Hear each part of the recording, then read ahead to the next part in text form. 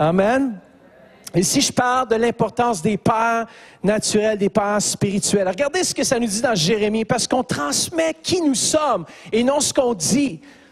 Dans Jérémie 31, 29, ça dit « Ce sont les pères qui ont mangé des raisins verts, mais ce sont les enfants qui ont eu mal aux dents. » Juste pour dire que c'est important, l'influence que nous avons sur nos enfants. Regardez qu'est-ce qu'il nous dit, puis ça va aussi pour les étudiants. Dans 2 Corinthiens 3, versets 2 à 3, c'est l'apôtre Paul qui parle à l'église de Corinthe, aux Corinthiens ici, puis il dit ceci. « Notre lettre, la seule dont nous ayons besoin, c'est vous-même. Une lettre gravée dans nos cœurs, que tout le monde peut connaître et lire. Vous êtes la lettre du Centre Éveil. Vous êtes la lettre du ministère apostolique de Jean Turpin. Vous êtes la lettre du pasteur Mathieu. Vous êtes la lettre écrite, ce qu'on enseigne, ce qu'on vous dit, ce qu'on fait. Vous êtes cette lettre écrite, non de l'encre d'une fête de main d'homme, mais du Saint-Esprit. Verset 3, il est évident pour tous que vous êtes une lettre dictée par le Christ et pour laquelle nous avons servi de secrétaire. Moi, ce matin, je suis le secrétaire de Dieu et je dicte ce qu'il veut que je dicte. Et cette encre invisible vient et marque vos cœurs. Cette lettre n'a pas été écrite avec de l'encre, mais gravée par l'Esprit du Dieu vivant, non sur des tablettes de pierre, mais dans des cœurs humains, dans les vôtres. Ce matin, vous êtes la lettre écrite de Kairos. Il y a quelque chose qui s'est passé, ce n'est pas un homme, mais c'est Christ lui-même, à des moments, qui est venu parler à vos cœurs, qui est venu déposer la parole dans vos vies. Et ce que Dieu a fait dans vos vies, ça ne vous quittera jamais. Vous êtes marqués à jamais par le fer Kairos. Et non le fer Kairos de l'homme, mais le timing de Dieu. Vous allez voir que maintenant, Jean l'appelle dire ça, c'est que vous allez voir le timing de Dieu dans votre vie. Il va y avoir un meilleur timing des choses. Vous savez, des fois, on n'attend pas pour le temps de Dieu, mais sachez que Kairos veut dire le temps de Dieu. Et vous rentrez dans le timing de Dieu. Vous avez gradué dans le timing de Dieu. Que ça ait pris 3 ans, 4 ans, vous avez gradué dans le timing de Dieu. Vous êtes ici et vous êtes la lettre écrite. Amen. Vos vies sont la lettre écrite. Une autre chose qui est importante des papas, c'est qu'ils établissent les limites. Vous savez-vous quoi? Les enfants, là, moi, je suis foufou à la maison avec mes enfants. Okay? Peut-être que je parais très sérieux ici, parfois, à l'église. Mais quand que maman s'en va, là, les enfants savent que c'est le party. Montez la musique! On a regardé des films tard. On se couche tard. Il n'y a pas de routine. On a besoin des bornes maternelles dans un foyer. Mais avec les papas, j'ai l'impression que les bornes sautent. Il n'y a pas de limite. C'est la fête. Mais vous savez quoi? Les enfants ont besoin de ça. Ils ont besoin de cet aspect. C'est prouvé que l'homme aurait tendance à plus jouer. Bon, si les papas ne sont pas présents, mais c'est sûr que c'est les mamans qui vont jouer plus. Mais apparemment que c'est les pères qui ont ce feeling de jouer plus avec les enfants, d'être là, mais ils ont une façon différente. Les mamans, c'est sérieux. Fais attention, là. Attention, oui. T'étais beau? Puis les papas, c'est, ah oui, monte. Maman dit, attention, pas si haut. Mais vous savez quoi? À partir de ces interactions que les papas ont avec leurs enfants, ça l'apprend à régler les sentiments et les comportements des enfants. Oui, ils connaissent leurs limites. Quand je me tiraille avec Kili, puis là, tout à coup, quelqu'un revole par-dessus le comptoir, renverse toutes les casseroles, là, la maman elle se tapine. Ah, ça suffit, là! On fait juste jouer, voyons. Oui. Jouer, la cuisine est défoncée, les murs sont défoncés. On faisait juste jouer, voyons. Hein, Gérald, t'aimes ça, toi, tu tiraillais un peu? L'homme fort, j'appelle toujours l'homme fort. Quand il voit les décors, il aime ça, il dit, j'aime ça, me tirailler qu'eux autres. Ça, c'est les hommes, sont plus comme ça. Mesdames sont plus protecteurs. Attention, pas faire mal à mon petit gars. Mais cette interaction est importante. Papa, vous avez tellement, pas juste de se chicaner, là, je parle, mais d'être là, d'être présent. C'est important, un papa. Come on. Une statistique aux États-Unis qui a été faite en 1960, et ça dit que 17% des enfants ont été élevés sans leur père biologique. Et en 90, ce nombre était passé à 36%. Et aujourd'hui, environ 50% de tous les enfants sont élevés sans père dans leur maison, en Amérique du Nord, Canada. Et ça nous dit ici, aussi aux États-Unis, 72% de ces enfants qui n'ont pas de père, c'est 72% de tous les meurtriers adolescents. 60% des violeurs. 70% des enfants incarcérés. 2 fois plus susceptibles de quitter l'école. 11 fois plus susceptibles d'être violents. 3 sur 4 suicides chez les ados sont reliés avec quelqu'un qui n'a pas de papa. 80% des ados dans les hôpitaux psychiatriques n'avaient pas de papa. Les papas ont de l'importance dans le foyer. Vous savez ce qui est arrivé, c'est qu'on a dénigré, on a minimisé le rôle du père à cause que la mère est importante, la mère ci, la mère ça. On a élevé la mère à un niveau tellement haut. Et les papas, des fois, sont un peu mis de côté. Il faut qu'il ait chez de l'argent, faut qu'il fasse... Non, le papa est plus important que juste une source. C'est pas la banque, c'est pas juste une source d'argent. C'est une source aussi de relations, une source importante. Aujourd'hui, aimez vos pères. Et si vous n'avez pas de père ce matin, peut-être que votre père est parti avec le Seigneur, mais vous pouvez aimer, on a un papa céleste fidèle. Peut-être que vous n'avez pas eu de père, mais notre Père céleste est fidèle. Come on. Je vais établir 2 fondations. Une fondation, puis il va établir la deuxième. Mais la première chose qui est centrale et fondamentale à Kairos, c'est la parole de Dieu.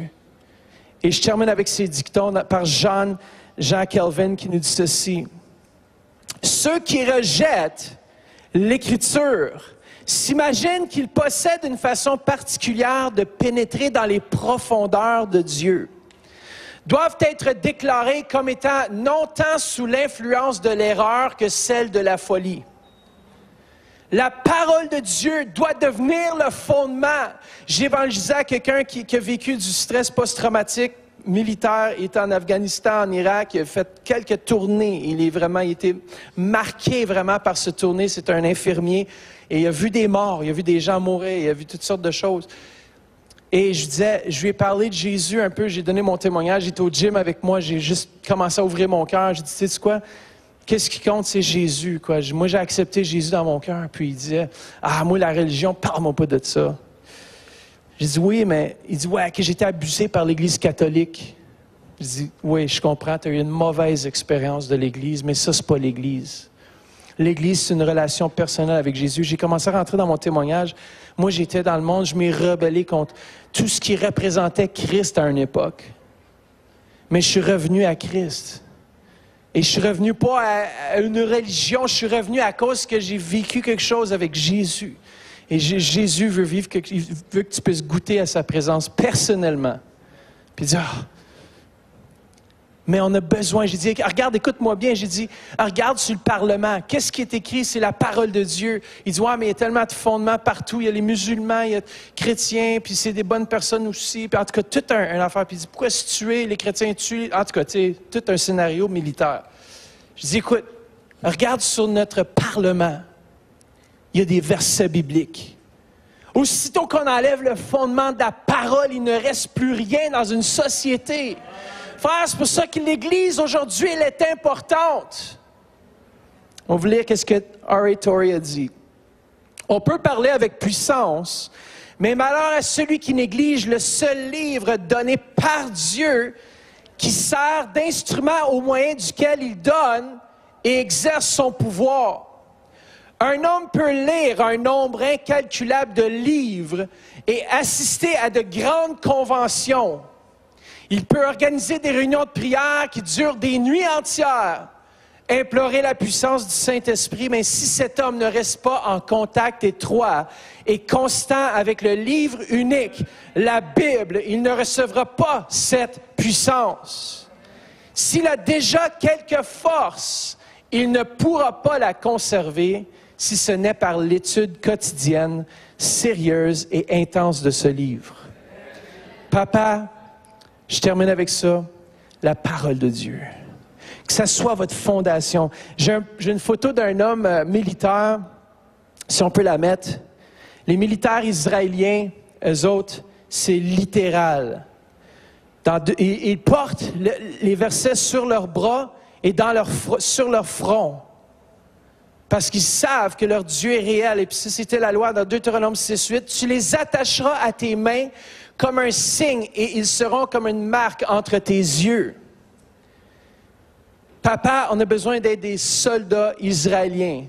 Pas dans l'armée israélienne, là, mais comme les soldats israéliens, qu'on mette cette parole entre nos deux oreilles, qu'on l'ait dans notre cœur, que ça soit notre puissance, que ça soit la raison pour laquelle on vit.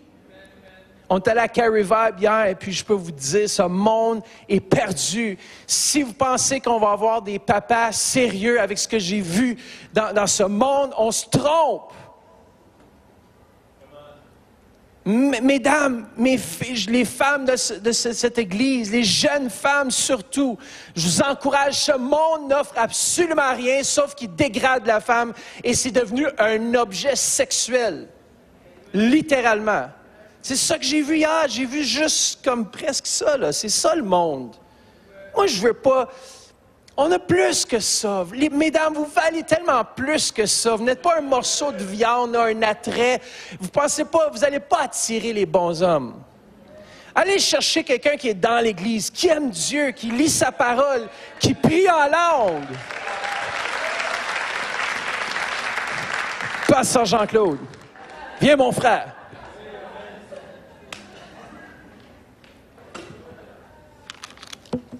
Alléluia. Praise the Lord.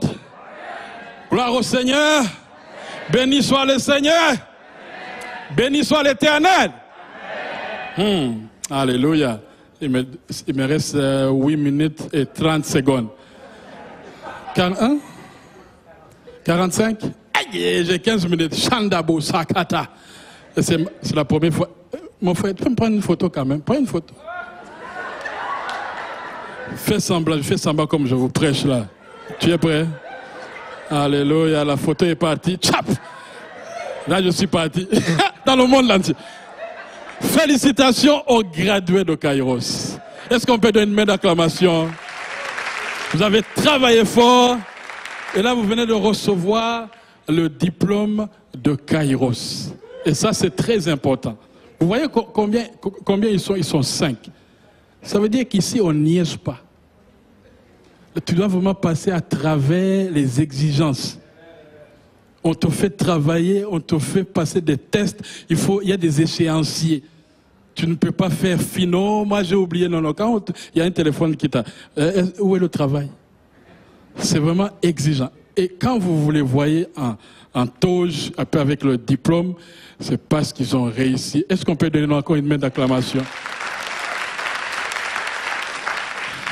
Et pendant toutes ces années, ces 2 ans, plus le bootcamp, ils ont appris vraiment, comme Pasteur Mathieu vient de le dire, comment mettre la parole de Dieu au centre. Ils ont mangé des versets. Ils ont digéré des versets. Ils ont médité. Et ils viennent de poser la fondation sur laquelle vous devez faire attention. Maintenant, vous avez fini, mais ce n'est pas fini. Ça vient de commencer. Il faut que toute chose que vous allez faire soit basée vraiment sur la parole. Il faut que la parole soit votre sentier, c'est votre limite. Vous ne pouvez pas aller en dehors. Même si tu as rêvé, tu as une expérience, tu as vu quelque chose, il faut que tu reviennes dans la parole pour vérifier. C'est votre vraiment sans des opérations. Alléluia. Mais il y a une autre fondation ici où Jésus, dans le même verset, il dit dans Matthieu 28, au verset 20b, « Et moi je suis avec vous tous les jours jusqu'à la fin du monde. » Ici, c'est une promesse qui est réelle. Jésus, il dit, c'est moi, et moi Jésus, et moi, je suis avec vous tous les jours jusqu'à la fin du monde. Est-ce que c'est une bonne nouvelle? De savoir que Jésus ne nous a pas abandonnés, mais qu'il est parti en vacances au ciel. Et puis qui nous regarde par terre, il dit, oh, ils sont en train... Non, il a dit, je suis avec vous. Je marche avec vous. Dans Jean 10, verset 27, il y a Jésus qui dit, mes brebis écoutent ma voix, je les connais et elles me suivent. Je leur donne la vie éternelle. Elles ne périront jamais et personne ne pourra les arracher à ma main. La main de Dieu, celle qui tient le monde, il dit, j'ai mes brebis dans la main. J'ai tout le monde, tous les chrétiens dans ma main. Il ajoute que c'est le Père qui a permis cela. Alléluia! C'est le Père. Dans la Trinité, on voit qu'il y a le Père, le Fils et le Saint-Esprit. Le Père. Ça nous donne une leçon, nous les pères. Alléluia. Est-ce que vous êtes avec moi? Ça nous donne une leçon, nous les pères, de ne jamais lâcher la position. Je vous accompagnerai, je suis avec vous. Aujourd'hui, nous parlons d'une société où les hommes démissionnent. Ce n'est pas bon. Il faut que les hommes se tiennent dans leur position et tiennent tête malgré ce qui est là pour nous nuire. Vous savez, l'homme est attaqué dans cette génération. L'homme est attaqué. Mais nous devons nous tenir debout en tant qu'hommes, surtout hommes chrétiens, papa chrétiens. Nous devons nous tenir fermes et rester là, rester la tête de la famille. Alléluia. Que les mamans disent Amen. J'entends pas beaucoup d'amen. Que les mamans disent Amen. Les papas, nous devons rester à cette position-là. Elle est difficile, je sais, mais nous ne devons pas lâcher. Demeurons fermes. Et Jésus dit, je m'en vais. Restez là, je m'en vais. Vous restez là, hein? Amen. Vous restez là, moi je vais m'en aller au ciel, mais je demeure avec vous. Quelle parole croire. Quelle parole difficile à croire. Surtout qu'ils étaient dans des moments difficiles, les apôtres. On venait de crucifier Jésus. Et 40 jours plus tard, il dit qu'il s'en va. Tout le monde cherche où sont les chrétiens pour terminer aussi les apôtres, les chrétiens. Il dit non, non, restez là, je m'en vais. Mais il y a quelque chose qu'il a promis. Il a promis quoi? Il a promis le Saint-Esprit. Et le Saint-Esprit est descendu. Alléluia. Et aujourd'hui, c'est ça que je vais vous parler. Il a donné le Saint-Esprit. Le Saint-Esprit est au milieu de nous.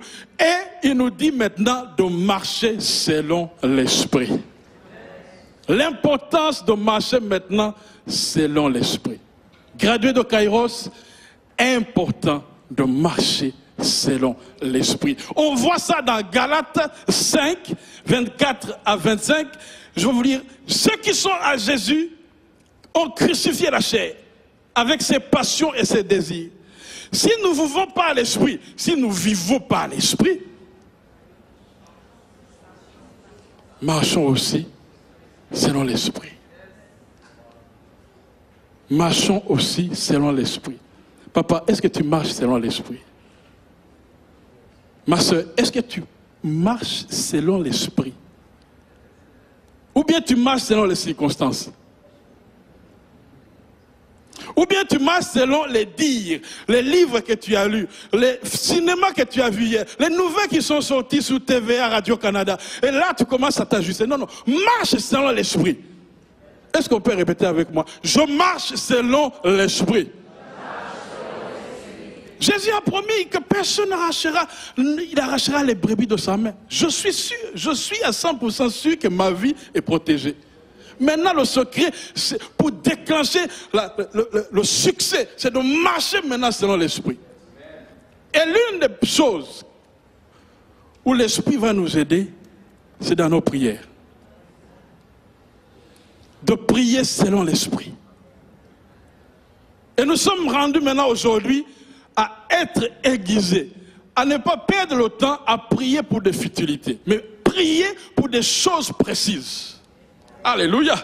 Alléluia. Dites Amen, dites Amen. Si vous ne dites pas Amen, je ne vais pas continuer. Dites Amen que je continue. Dans nos prières, allons voir dans Ephésiens 6, verset 18, qu'est-ce qu'il dit? Faites en tout temps, par l'Esprit, toutes sortes de prières et de supplications. Par l'Esprit, toutes sortes de prières et de supplications. Veillez à cela avec quoi? Une entière persévérance.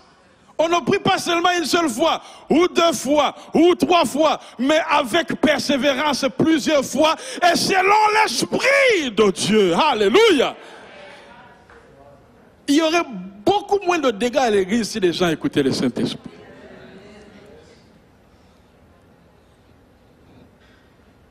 Romains 8, versets 26 à 28. De même, aussi l'Esprit nous aide dans notre faiblesse, car nous ne savons pas ce qu'il nous convient de demander dans nos prières.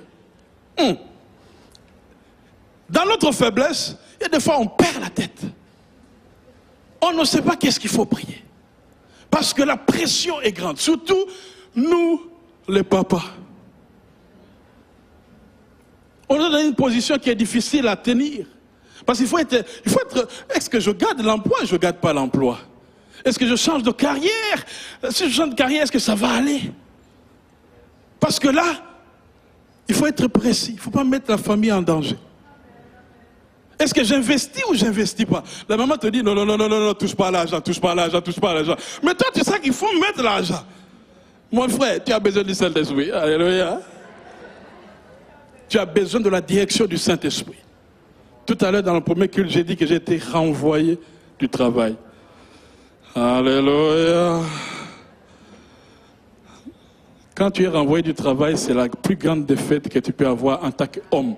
Tu rentres à la maison et ta femme te demande pourquoi tu rentres tôt. J'ai pris un congé, mais non, ce n'est pas congé, c'est renvoi. On t'a renvoyé. Alléluia. Et à ce moment, tu es dans la faiblesse. Tu ne sais plus quoi demander. Tu ne sais plus comment prier. Et le Saint-Esprit nous donne une promesse. Je vais prier avec vous. Alléluia. Je vais prier avec vous, mais pas des soupirs inexprimables. Ce soupir qui est en toi, que personne ne comprend. Parce que nous, les hommes, des fois, nous allons dans les cavernes. On se cache dans les cavernes. On ne sait pas qu'est-ce qu'il faut dire, qu'est-ce qu'il faut faire. S'il faut pleurer ou s'il faut s'asseoir. S'il faut courir ou s'il faut rester. Est-ce que je dois rester dans la maison ou je dois quitter la maison? Dans ces soupirs-là, le Saint-Esprit vient et il t'aide maintenant à faire une bonne prière devant le Père. Quel ami fidèle. Alléluia. Marchons selon l'Esprit bien-aimé. Il y a aussi un verset que j'aime beaucoup et il m'aime aussi ce verset-là. Nous nous aimons. Très très fort. Il dit ceci. Chandabo. 1 Corinthiens 14, verset 14. 1 Corinthiens 14, verset 14. Coïncidence, 14, 14. Car si je prie en langue, mon esprit est en prière. Quand je prie en langue, mon esprit aussi est en prière. Je ne parle pas ici de parler en langue, je dis de prier en langue. Shondobo Shakataya. Shatababa Shokot. Il y a des révélations qui vont seulement être reçues quand tu es en langue. Il y a des prières qui montent, le diable, les voisins, tout le monde n'entend pas, mais seulement le Seigneur et toi, vous êtes en train de faire un combat spirituel. Personne ne peut saisir. Même le diable, dans ses profondeurs, il ne peut pas recevoir ni comprendre ce que tu es en train de dire. Mais toi, il y a un téléchargement entre toi et Dieu qui se fait. Il y a une délivrance entre toi et Dieu qui est en train de s'accomplir. Il y a une restauration que Dieu est en train de faire. Bien aimé, quand on prie en langue, il y a un bouleversement qui se fait dans le spirituel. L'Esprit de Dieu est en prière avec toi. Que mon intelligence soit stérile, je m'en fous. Que je prie avec intelligence, c'est bon. Mais quand je prie en langue, là je monte, il y a quelque chose en moi qui monte. Hey, je suis sous mes... Alléluia. Je suis dedans. J'aime ça. Je peux passer des heures là-dedans. À prier en langue. À prier en langue. À prier en langue. Bien-aimé, si tu n'as pas encore reçu le baptême du Saint-Esprit, le parler en langue sur ta vie, cherche-le ardemment. La Bible dit, demandez et vous recevrez. Priez pour les dons les meilleurs. Cherche ce don-là, c'est un don formidable. Alléluia. Ok, mon temps est fini. Ce que j'allais vous dire, c'est aussi, Dieu nous aide, Saint-Esprit nous aide dans l'opération des dons, mais aussi dans la production du fruit. Les dons, c'est bon, Parce que tu les reçois du Saint-Esprit et il faut que tu saches comment les utiliser. Le don d'opérer des miracles, là, ce n'est pas dans le désordre qu'on fait ça. Le don des prophéties, ce n'est pas dans le désordre qu'on fait ça. Il y a un cours qui s'appelle prophétique qu'on donne à Kairos. Radio FM 92.7. Il y a un cours qu'on appelle le prophétique. Viens prendre ce cours-là. Il donne les balises. Qu'est-ce qu'il faut faire, qu'est-ce qu'il ne faut pas faire quand on est en train d'opérer le don de prophétie. On apprend l'ordre. Mais aussi, à part les dons qui sont pour l'utilité commune dans l'Église, il y a aussi les fruits. C'est où qu'on trouve les fruits? Dans Galates 5, verset 22, 17 à 25. Alléluia. Là, on trouve, c'est l'adresse du fruit. L'amour, la joie.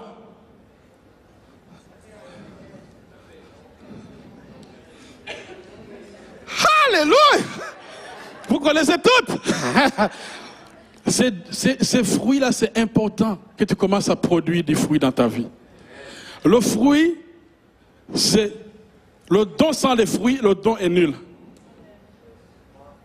Ah, dites amen. Hein? Le fruit démontre qui tu es. Démontre quel est ton niveau spirituel. Démontre que tu es en communion avec le Seigneur. Si tu n'as pas l'amour, tu commences à prier pour les miracles. Il y a des gens qui vont le sentir tout de suite. C'est-à-dire, cette personne-là, qui descend de la chair. L'amour, Dieu dit, sans l'amour, tout est rien. Tu es comme une cymbale qui résonne. Même si tu sortirais toutes les prophéties du monde, sans l'amour, ça ne vaut rien.